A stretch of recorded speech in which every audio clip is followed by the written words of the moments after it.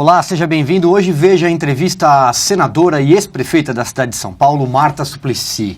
Senadora, bem-vinda. Obrigado por atender o nosso convite. Obrigada, Silvio. Também participa dessa conversa o Pedro Dias Leite, editor de Brasil. Pedro, tudo bem? Oi, Silvio, senadora. Tudo bem?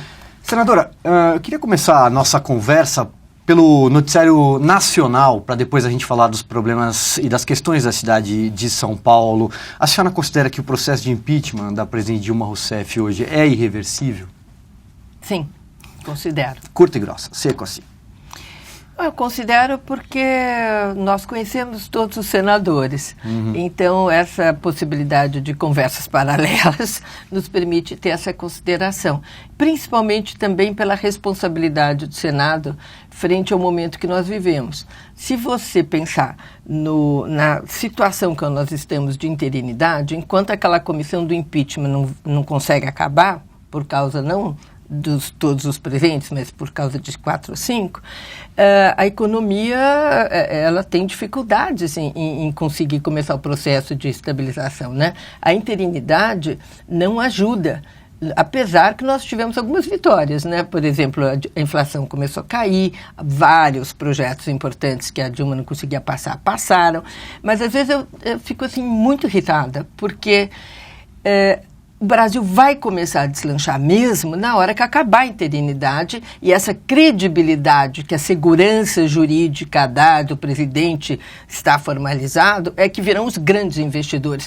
Mas eu estou animada, porque só do processo as pessoas já estarem percebendo como caminha, já está dando essa perspectiva que os negócios já estão melhorando.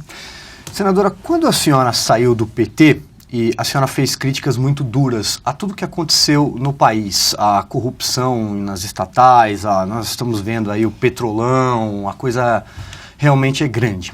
No entanto, a senhora escolheu um partido, o PMDB, que é um partido apontado pelos investigadores como envolvido também nos esquemas da Lava Jato. Não tem uma incongruência aí em sair de um partido que encabeça, sim, todo esse esquema, mas para entrar em outro que faz parte desse consórcio aí? Olha, primeiro, eu sou a favor da Lava Jato. Até onde ela quiser ir, eu estou junto. Depois, eu saí do PT, eu acho que a corrupção pesou muito, mas o desencanto em relação ao partido pesou também muito. Eu ajudei a construir, eu acreditava, eu tinha ideia e entrei porque era um partido que combatia a corrupção, um partido da ética, de combate à desigualdade, tudo isso. Só que a gente vai percebendo também que o partido se perdeu no caminho, né? Inclusive, todas as coisas que pode acontecer de bom, que puderam acontecer de bom, se desintegraram no governo da Dilma, na medida em que os erros na economia e a corrupção toda dentro do partido acabou gerando que Minha Casa Minha Vida não saiu do papel o quanto devia, o próprio PAC também não conseguiu ser executado, o próprio combate à pobreza, a infraestrutura que não aconteceu. Então, aquilo foi uma desilusão junto com tudo. Então, foram essas coisas. Agora, em relação ao PMDB, respondendo à sua pergunta. Todos os grandes partidos têm pessoas que estão sendo investigadas. Eu vejo uma diferença. Nós temos que combater a corrupção, não importa como. Mas no PT era recurso público na veia partidária, era um sistema de corrupção, quase como falaram de crime organizado, era isso.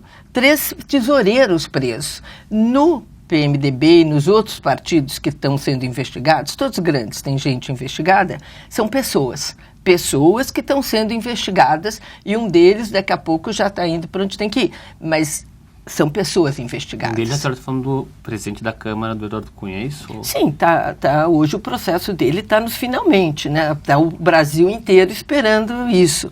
Agora, é diferente, porque nós vemos contas na Suíça dele, da mulher, coisas astronômicas, mas você não vê isso para o partido, você vê para ele, né? Pelo menos até onde a gente lê e acompanha pelos jornais. E todos os restantes dos investigados no Congresso Nacional.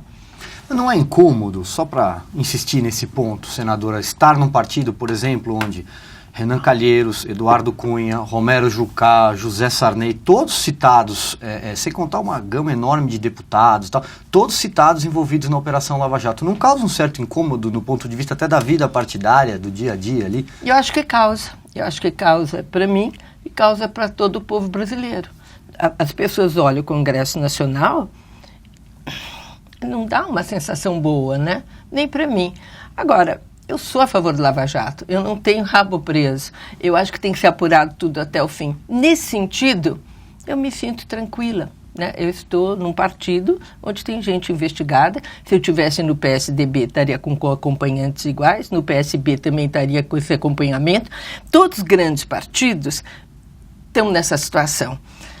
Agora, eu sou senadora pelo estado mais importante do Brasil, que é São Paulo. Eu tenho que ir para um grande partido, estruturado, desenvolvimentista, como o PMDB. E, nesse sentido, eu me senti que eu posso ter uma representação e trabalhar bem por São Paulo. E posso defender as minhas ideias, porque é um partido com muita liberdade. Então, me senti Como é que é o diálogo da senhora com o presidente interino Michel Temer? Vocês já conversaram depois que ele assumiu? Ah, sim, algumas vezes. Sobre política, sobre a situação de São senadora, Paulo. E voltando, a senhora falou do Michel Temer e do PMDB, e a senhora disse que teve uma desilusão muito grande com o PT. A senhora ainda fala com alguém do partido, onde a senhora construiu sua vida partidária? Com as pessoas com que eu convivo na Câmara, a bancada do PT, nós nos cumprimentamos, às vezes trocamos algumas ideias, porque às vezes as pessoas acham que você está lá convivendo, mas só briga, né?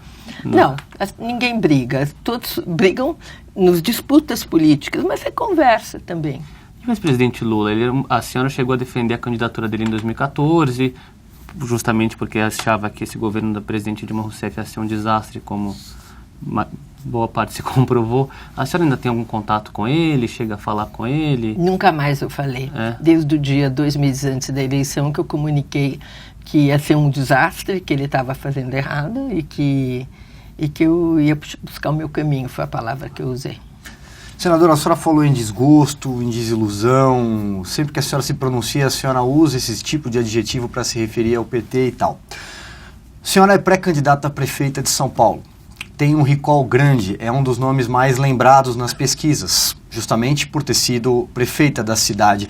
Como é que a senhora pretende fazer na campanha para desvincular a imagem da senhora do PT, que seguramente vai sofrer com o desgaste nas urnas por conta de tudo que a gente vem conversando, inclusive nessa entrevista?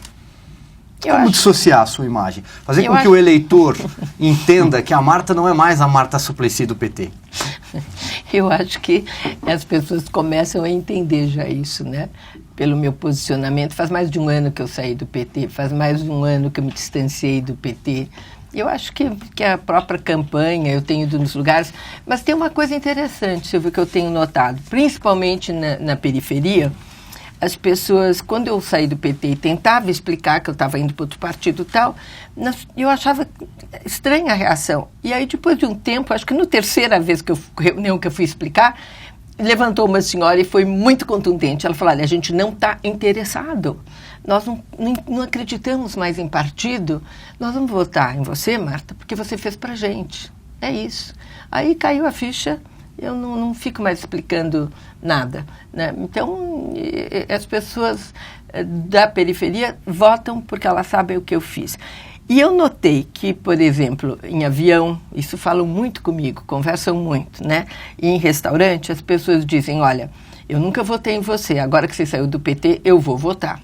Então, a senhora acha que a classe média alta, que é quem frequenta restaurante e avião, ainda tem essa preocupação partidária mais forte, enquanto a periferia, que é uma base eleitoral forte da senhora, tem um foco mais no indivíduo, no político, na pessoa e menos no partido, é isso? Não, eu acho que essa classe média, talvez, né, a classe alta com certeza, não votava no PT, mas apreciava algumas coisas que eu fazia, mas não votava no PT. Agora, me fala o contrário, posso votar. Na periferia, o PT ia junto com as coisas boas que eu fazia e dissociou agora, porque o atual prefeito, ninguém gosta e ele é do PT e as pessoas sabem. Então tem a má gestão dele e tem o PT com toda a carga negativa que hoje tem. Aliás, a senhora outro dia comparou, disse que ele é o pior prefeito da história de São Paulo, uma cidade que já teve Paulo Maluf e Celso Palestra Pitta. na Casa do Saber, Saulo. Não, eu repito, acho mesmo. Qual que é o critério? Qual o critério? Andar na rua e conversar com as pessoas, gente. Porque ele é muito ruim mesmo. Porque, se você for pensar, olha, é um governo do improviso, não há o que ele não tenha improvisado. Todo dia você abre o jornal, tem um improviso que ele fez na cidade. As pessoas falam, mas como isso agora? Né? Vai desde como foi a diminuição da marginal, até o negócio de multa, até mudar a mão da Brigadeiro, mudar a mão da Rua dos Ingleses, do viaduto 9 de Julho. É um improviso do improviso. É beligerante, né? Ele não agrega. Então fica um governo belicoso. É Uber contra táxi, né? Põe um contra o outro. O tempo inteiro ele faz isso. É o ciclista contra o que anda de automóvel. Então, o que você vai vendo? Você vai vendo uma coisa que não... A pessoa não sente que tem uma cidade harmoniosa. Eu acho isso também um dos piores defeitos. Eu tenho algumas perguntas pontuais ali sobre questões da cidade, mas antes, só para a gente esgotar a questão da corrida eleitoral, o PT, a senhora citava isso há pouco, perdeu muito espaço nas franjas da cidade, na periferia. E quem, aparentemente, segundo as pesquisas, a estratificação dos dados mostra que quem ocupa esse espaço hoje é o Celso Russomano, o deputado federal, um dos pré-candidatos. Ele ainda tem uma questão pendente a ser decidida na justiça, na última instância. Mas ele, concorrendo, é o candidato a ser batido hoje? Olha, eu acho que ele divide comigo. Seria o seu rival? Assim, na periferia? Acho que na periferia nós dois dividimos o eleitorado. E, nesse sentido, eu espero conquistar o eleitorado dele, né? Porque nas nossas pesquisas eu sou o segundo voto dele. Então, se ele não estiver, você sendo o segundo voto, o voto vem para você. Então, eu tenho essa expectativa. E se ele estiver, nós vamos disputar voto a voto. Porque quem fez na periferia de concreto fui eu. A senhora espera um cenário realmente pulverizado a esse ponto, lá no final da corrida, com 5, 6 candidatos? Você tem Andréa Matarazzo, João Dória Júnior, Celso Russomano, a senhora, o prefeito Fernando Haddad, talvez inclusive a ex-prefeita Luísa Erundina, são... Olha, isso eu não sei dizer. Eu acho que nós estamos ainda muito antes da campanha propriamente. Aliás, é tudo muito diferente do que foram as outras campanhas, né? Os tempos de televisão em 35 dias, depois a possibilidade de spots, muito pouco tempo para todo mundo. Eu acho que a campanha mudou de cara, mudou de jeito. E, nesse sentido, seria muito difícil fazer uma previsão de quem vai emplacar, quem vai ser aquele do segundo turno, não sei. Eu tenho confiança que eu estarei no segundo turno. E falando em política partidária, o Silvio mencionou aí 7 candidatos de partidos que têm alguma relevância. O PSDB tem conseguido a maior parte dos apoios por causa de uma campanha, inclusive, pesada do governador Geraldo Alckmin em favor do seu candidato do João Dória. Queria fazer 2 perguntas. Como é que está a sua política de aliança? Se a senhora tem alguém já em mente, tanto para compor ali, para ter mais tempo de TV, como para compor a chapa? Como é que isso afetou a senhora, de alguma maneira, essa política agressiva do governador Geraldo Alckmin de conseguir partidários em troca de espaço no governo? Olha, eu gostei da palavra que você usou. Agressiva mesmo, viu? Olha, usar máquina desse jeito eu nunca tinha imaginado que ele fosse fazer. Mas o jogo não está jogado ainda. Eu acho que nós estamos num momento onde os partidos estão se conversando, né? Uhum. E eu também estou conversando. E eu acho que temos boas perspectivas. Aliás, julho, agora é final desse mês, né? A convenção, a nossa vai ser dia 30 de julho. Até lá a senhora vai ter novidades nessa com seara? certeza. Senador, então vamos falar um pouco da cidade de São Paulo, das questões da cidade. Queria começar porque a senhora é crítica do prefeito Fernando Haddad, já fez algumas aqui, e há pouco a senhora citou as ciclovias. Essa é uma das bandeiras da gestão dele. Se a senhora fosse eleita prefeito, o que a senhora faria? A senhora mandaria pintar tudo de volta? Tiraria as ciclovias? Não gasto dinheiro público. Eu veria as ciclovias que são bem feitas e bem construídas. Elas teriam que ser preservadas. Algumas delas não chegam em canto algum. Teríamos que dar uma finalização para elas chegarem e fazerem sentido. Mas eu aumentaria as ciclovias, mas de outro jeito. Por exemplo, quando você faz ciclovia, ele fez muito aqui no centro. Vai na periferia, tem ciclovia, mas é ciclotinta. Elas são horríveis, todas esburacadas, joga a tinta e finge que fez. para dar quilometragem. Eu arrumaria aquilo, mas levando em conta para que serve a bicicleta? Para lazer e para ir para o trabalho. Na periferia, você não tem nas grandes regiões que tem densidade de pessoas que se locomovem para o centro, para o trabalho, você não tem as ciclovias adequadas para chegar num terminal e ter bicicletário. Quer dizer, você nem tem como chegar, e se ousar chegar de bicicleta, muito poucos terminais têm bicicletário ou metrô tem bicicletário.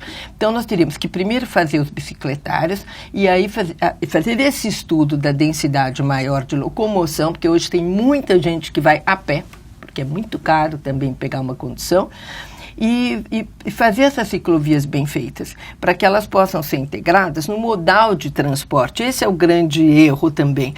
Não tem um modal integrado, que você tem que pegar, sair da tua casa de bicicleta, deixar num terminal, aí você pega o ônibus, aí você pega o trem, ou pega o metrô e vai.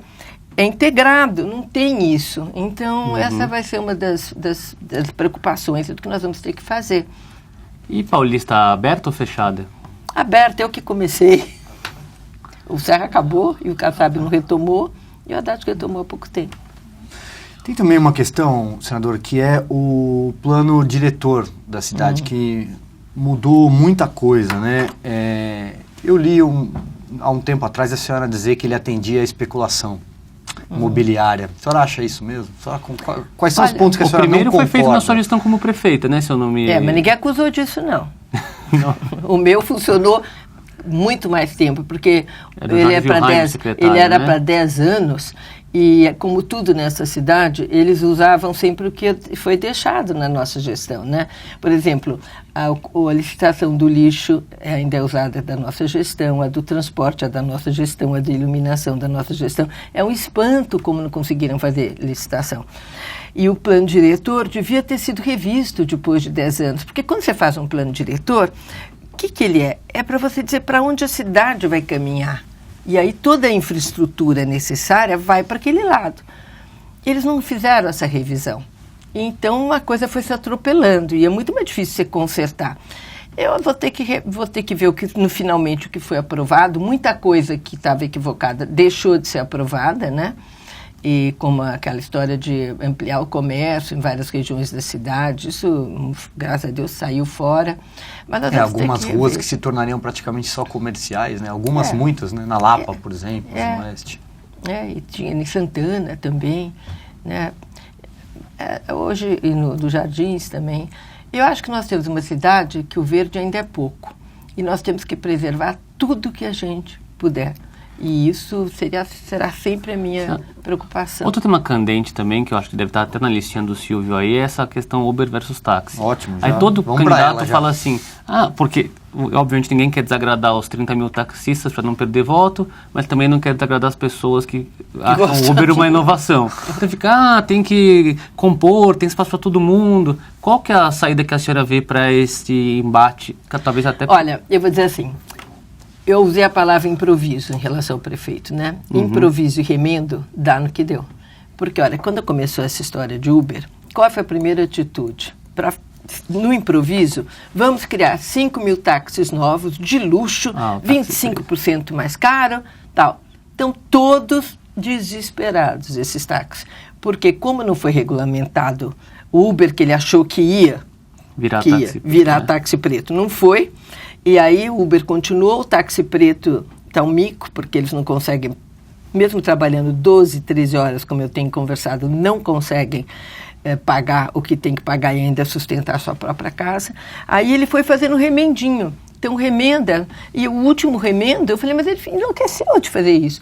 Você pode ir numa locadora, alugar um carro e pôr um aplicativo e rodar São Paulo. E aí você esquece do taxista, que é regulamentado, faz curso, paga um monte de taxa na cidade, e você esquece tudo isso? Não pode.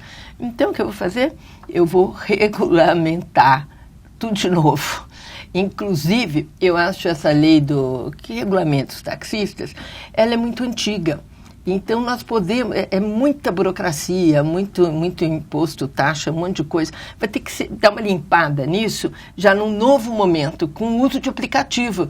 Porque o Uber, se você traduzir também para aplicativo, os próprios táxis estão querendo. Veio para ficar, gente. Ninguém está na idade da pedra. Todo mundo quer aproveitar a tecnologia. Agora, de forma justa. Porque senão, o que eu acho, que eu temo do jeito que ele fez, que está essa zorra,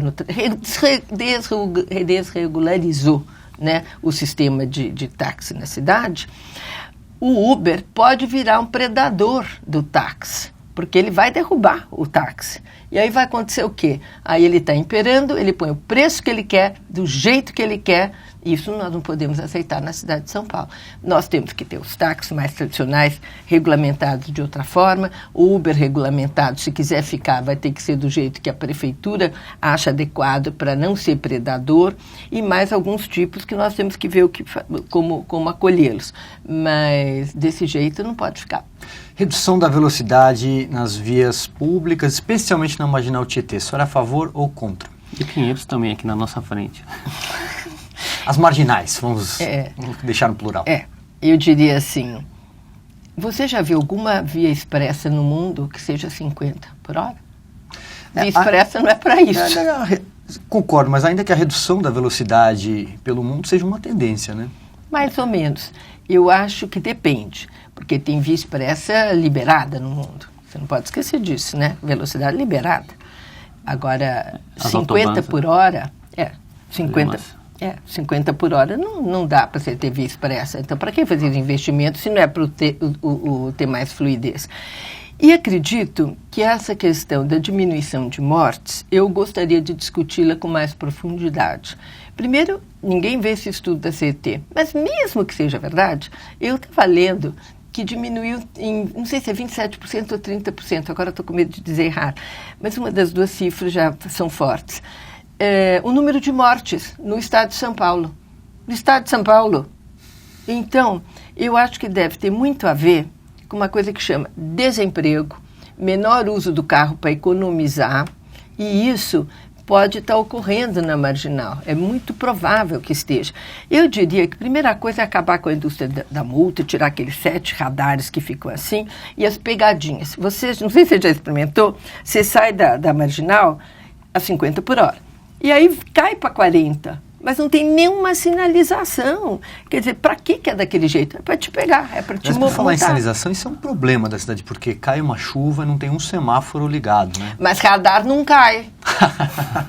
É uma verdade. Sabe, a primeira coisa que eu vou descobrir, ganhando esta prefeitura... Por que o semáforo para e o radar não? E senadora, e segurança, assim, a gente sabe, todo mundo que trabalha com política, que segurança pública é uma atribuição estadual. Mas, para o cidadão ali que vai votar para a prefeitura, ele também quer saber o que o prefeito pode fazer para melhorar a vida dele em termos de segurança.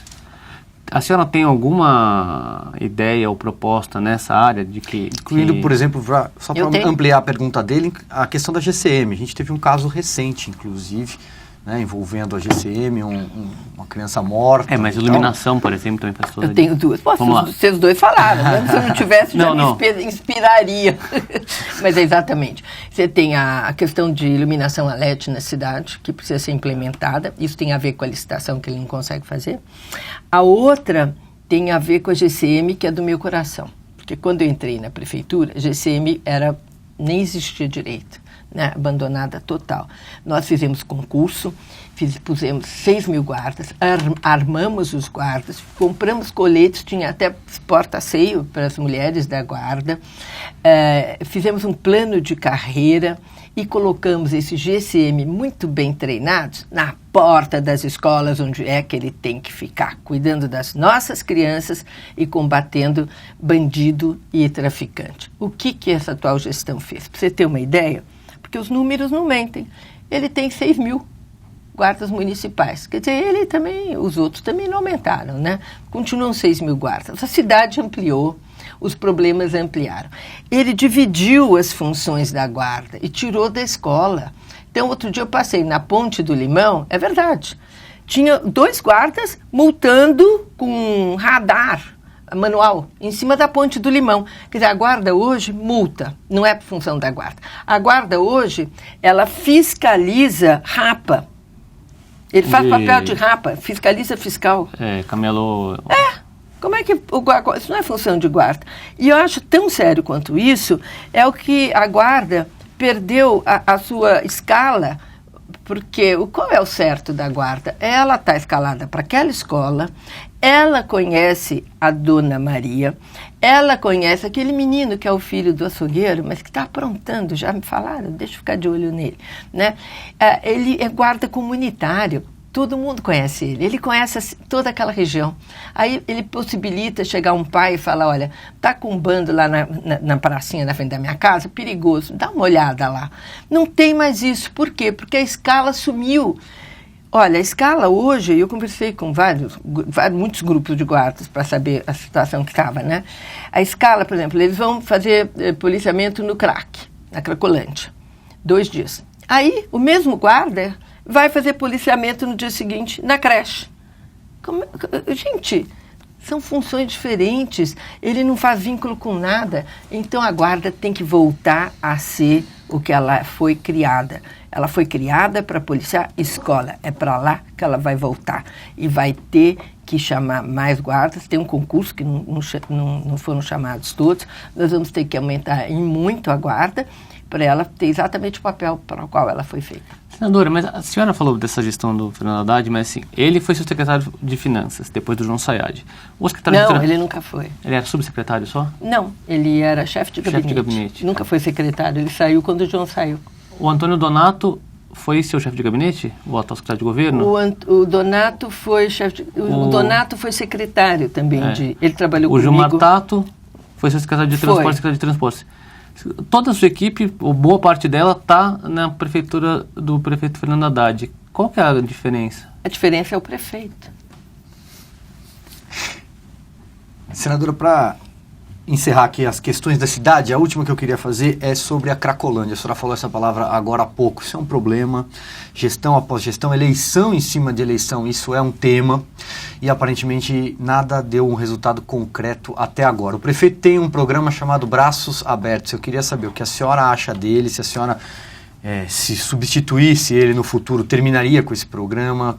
Qual a solução para a Cracolândia? Porque eleição em cima de eleição, esse é um tema recorrente. Olha, a Cracolândia não funciona. A Cracolândia não, vamos dar o nome do programa. Braços Abertos. Braços Abertos não funciona. Disso eu não tenho mais dúvida. A partir disso, eu tenho me reunido com várias equipes e várias pessoas que entendem da questão e estou chegando num enfoque que eu acredito que vai ser para onde vamos caminhar e aprofundar. Quando a pessoa está... O que não funciona? É você diminuir o risco, né?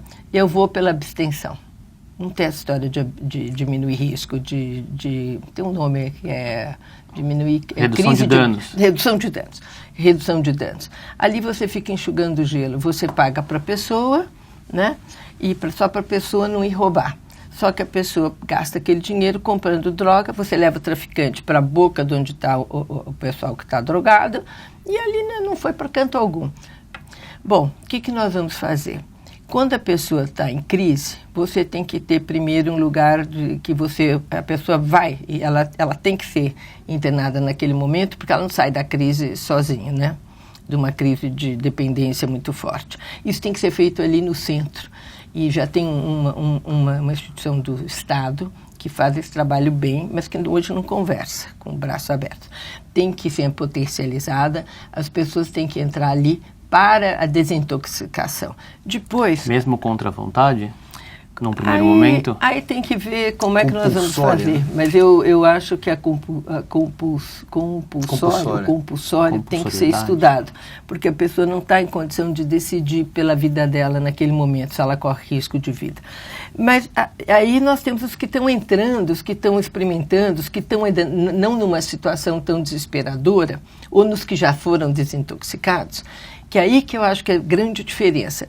Eu tenho visitado e fiquei encantada com alguns projetos de igrejas. Não importa o tipo, pode ser evangélica, católica, umbandista, pastorais, tem resultado. Eu estou muito impressionada com isso, tem resultado. E qual é o resultado? É o acolhimento, em algumas delas vai um pouco são mais espiritualizadas, mas em outras é o amor, é o acolhimento, o carinho, poucas pessoas ali internadas, que têm muita liberdade e principalmente estão longe dos traficantes. E aí você tem um resultado. Eu acho que esse vai ser o caminho. Eu acredito que é a possibilidade da gente tentar, primeiro, tirar do centro, porque se você vai conversar com o pessoal da Santa Cecília e daquela população ali em volta, gente, eles estão desesperados, porque isso se espraia para todo lado. Foi muito ruim. Senador, então, minha última pergunta. Essa aqui vai ser a primeira eleição já com novas regras de financiamento eleitoral. As doações de empresas, de pessoas jurídicas que sustentam e sustentavam até agora as campanhas estão vedadas, né? Estão proibidas.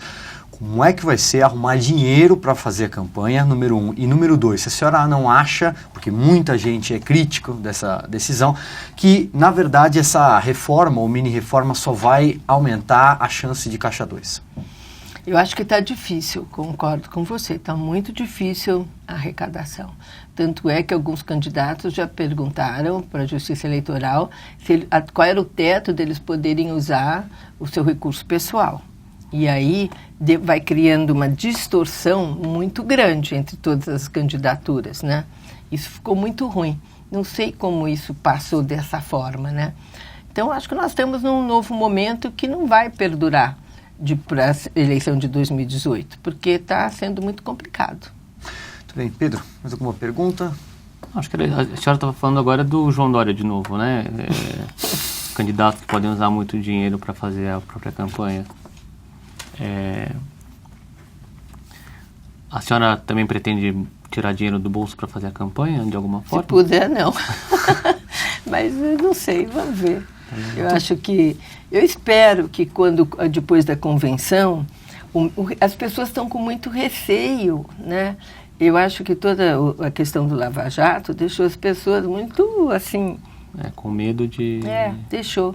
Mas eu espero, depois da convenção e em virtude de uma campanha que todo mundo vai vendo quem são as candidaturas e vai se posicionando, as pessoas realmente vão em frente. Porque senão eu não sei como vai ser. Muito bem. Senadora, mais uma vez obrigado pela conversa. Obrigado, Pedro. Obrigado, que eu agradeço. Bom, obrigada, Silvia, e obrigada, Pedro. Obrigado, senadora. Obrigado, senadora. A nossa entrevista termina aqui, mas a programação de TV já não para. Até a próxima.